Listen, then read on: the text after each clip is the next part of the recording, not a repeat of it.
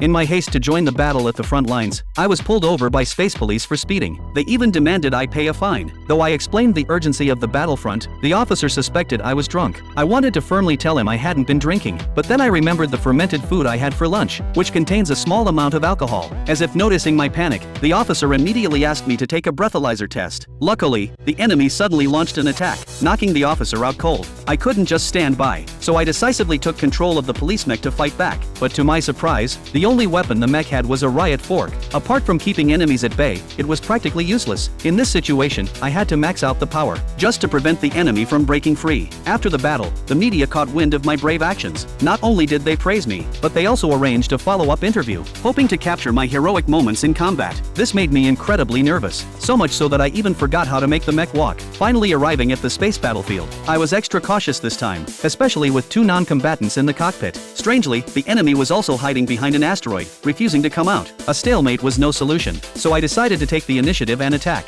But behind the asteroid wasn't the enemy at all. It was an enormous space dog, and one I had taken care of before. Excited, I opened the cockpit hatch to reconnect with it. Recognizing my scent, it gave me a gentle lick, but with such force that I was sent flying back into the cockpit. Even though the reporters didn't get to film my heroic battle moments this time, walking a dog in space probably makes me the first person ever to do so, right?